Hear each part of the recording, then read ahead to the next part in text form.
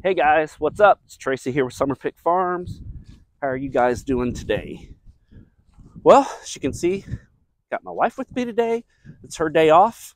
Kind of jacked my back up again. I've had a lot of back problems the last 3 years or so, and I sneezed wrong and kind of blew my back out. And so that was 4 days ago, 5 days ago now, and I'm just now getting to where I can walk again. So unfortunately, I have harvest day today. So my wife, like I said, is off today, so she is going to help me harvest.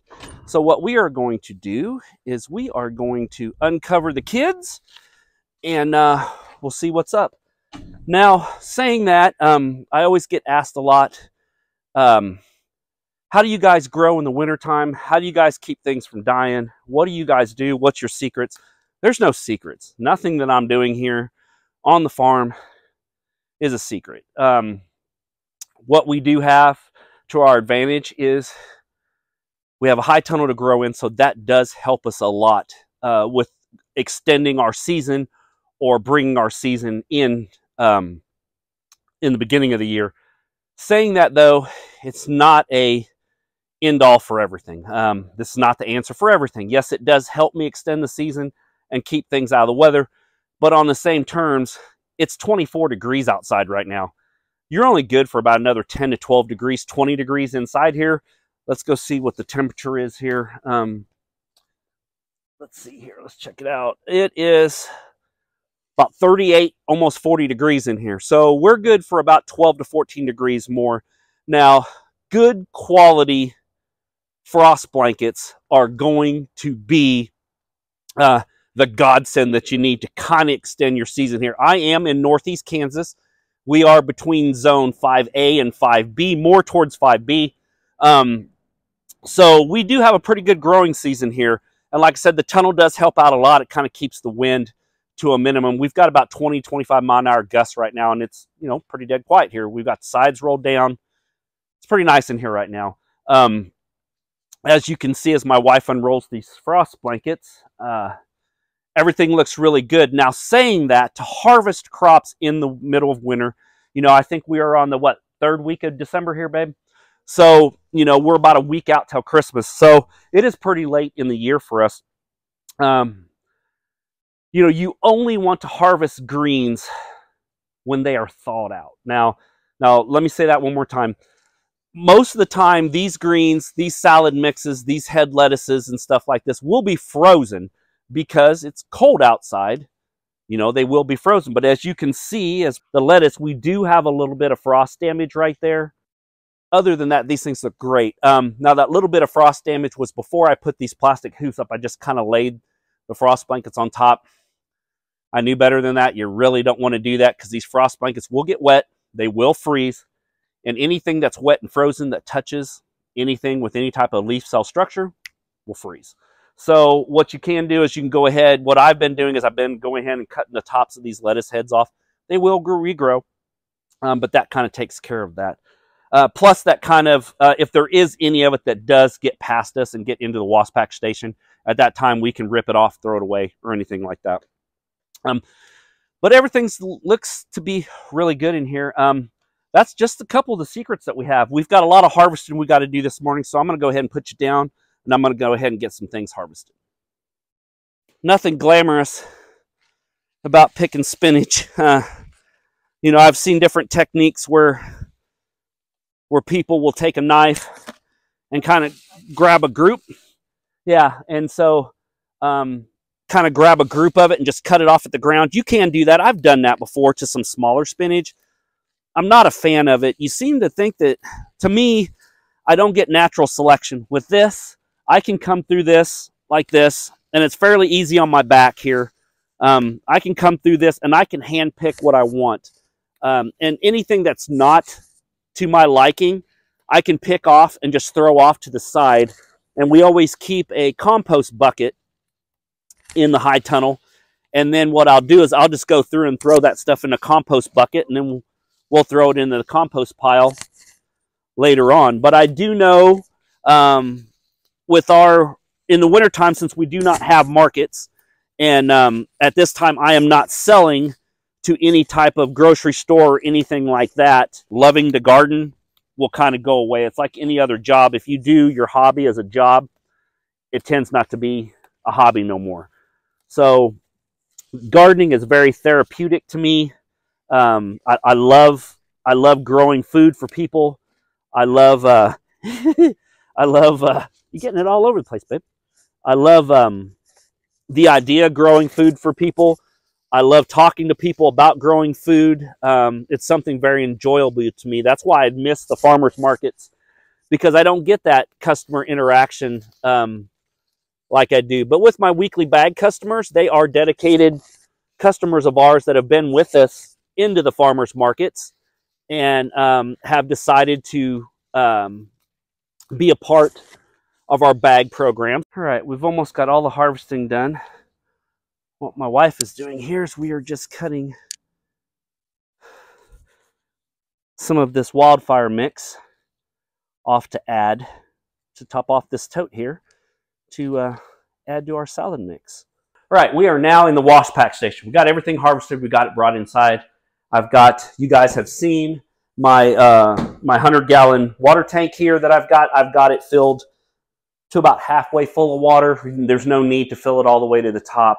Halfway will suffice for what we're doing. So what I like to do is I like to put the head into the tank. You can see there's a little bit of nastiness right there. I'll kind of just dip it and I'll just wash the core off. That's not that big of a deal. Just a little bit of mud. I'll kind of give it a couple splashes. Kind of give it a little bit of a shake, and you can see that wood chip that was in there. It's no big deal. That'll go to compost. So what I'll do is I'll do this one more time, really light. I don't want to break the head, but I do want to agitate it. And like I said, I'll clean the stem off there. Pull any nasty leaves off of there that look bad. Kind of give it a little shake like that, and some more wood chips will fall out, and you'll have a beautiful head of lettuce. And then what I like to do is I like to take my heads of lettuce and I like to turn them upside down on the drying rack, and I will grab this nice pretty Cherokee head. As you can see, that leaf there didn't look very good. And I'll go through, do the same concept. I'll gently push it down, kind of rub that core a little bit right there. You notice that leaf looked pretty nasty, so I'll throw that one out. Just kind of give it a little bit of a really light shake. All I'm doing is lightly agitating anything, any type of foreign material, wood chips, bugs, anything like that that happens to be in that will fall out, because I want to keep this core intact, because this is how I sell it as a head lettuce. Give it a little bit of a shake. As you can see, that looks beautiful. And then we will take it, and I will just lightly turn it upside down like that, and I'll allow all the water just to drain out while we're doing the other processing.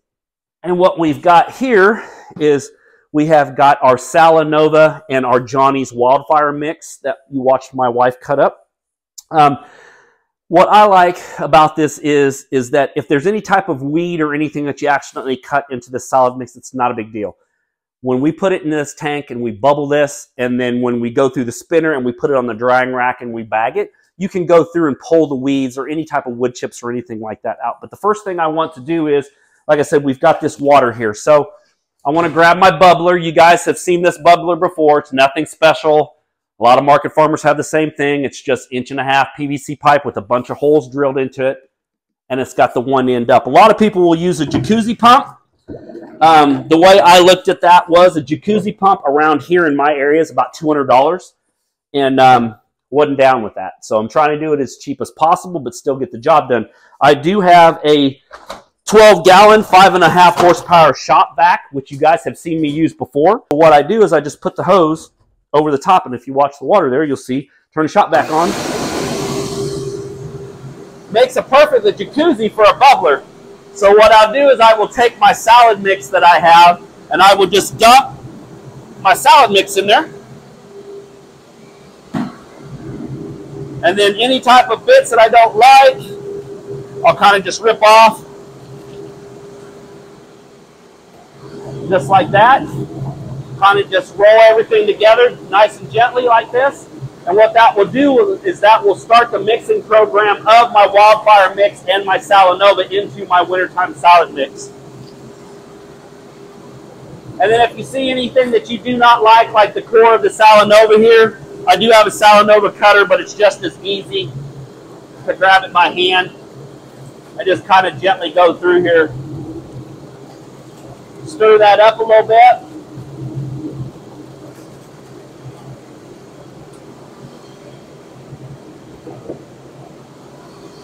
All right, that looks good. Once we get that nice and agitated, what that does is, you know, when you cut these greens, even when it's cold outside, you want to get them in a cooler if you're not using them, or you definitely want to get them inside of the tank of cold water. This water is freezing cold. Since this room is not heated, it stays 55 degrees in the middle of winter. So this water is freezing cold, to me at least. So it makes a nice green quality product. So what we'll do is we'll turn that off, and then this gives you a chance here to go through, and any wood chips or weeds or anything like that that happens to be inside of your mix, you can actually pick off. I always keep another compost bucket down below here. You can go through here just like this. There's a couple pieces of wood chips just like this. You can go through, and this is inevitable. This is going to happen. I've got wood chip walkways. You're going to have wood chips in your product. You're going to have bugs in your product. You're going to have weeds in your product. It's just growing. So, you know, that's all part of the game. You're going to have dirt. You're going to have mud. So that's the kind of thing. That's what these washing programs actually do. So as you can see, this greens mix is really, really beautiful. Nice and bright green. So what I do is I've got this little strainer. I actually got this at the Asian grocery store. I use this for straining my greens out of my tank going into my spinner here. And the spinner is basically just a washing machine that's been converted. There's plenty of videos on how to do that. That's been converted over to a spinner. So you can see I just kind of just load up.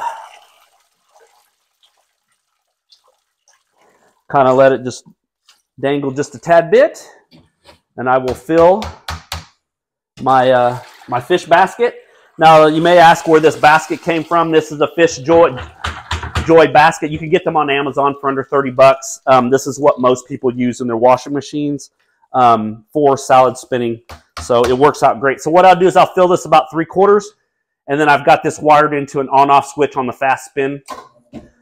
And we'll just let that go.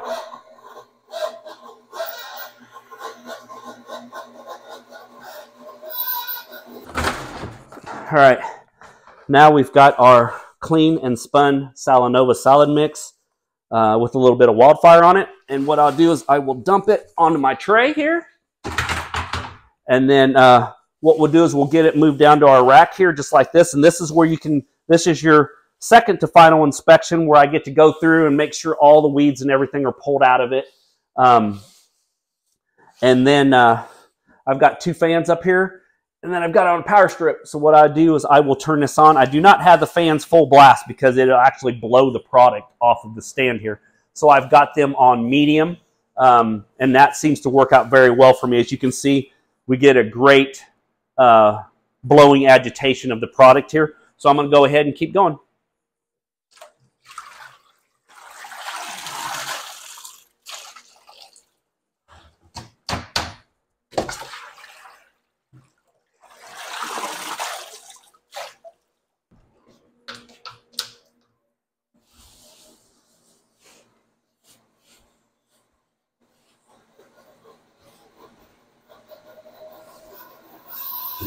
All right, now that we've got all our salad mix dumped on our drying rack and we do have this dried, it doesn't take long. You want to make sure you get this as dry as possible without over drying your greens. Now that's kind of a weird space here is you're thinking, okay, I got to super dry this. No, you don't have to super dry it because you're going to start having wilty product, but you don't want to pack wet product into a bag. The misconception about greens is once you wash them, a lot of people will wash them in a strainer like this in the sink, and they'll kind of shake dry it, and they'll throw it in a Ziploc bag and put it in the refrigerator and be like, we're good to go. No, all you did was start the rotting process by doing that. Now, these greens need to be dry. What I mean by dry is spun dry with like one of them salad spinners. You automatically don't have to have a washing machine converted over. You could do this with a salad spinner. If you guys have watched a couple of my videos back a little bit, if you're new to this channel, go back and watch our progress the last couple of years to see how we've progressed to where we are now. I actually made a 5-gallon bucket DIY spinner for under 25 bucks that anybody can make. Does the same thing as this, just on a lot smaller scale, but that's in another video. But what you want to do is you want to wash your greens. You want to lay your greens out onto a tea towel or a dish towel or something like that. Then you want to lightly cover that with the dish towel and just pat it dry.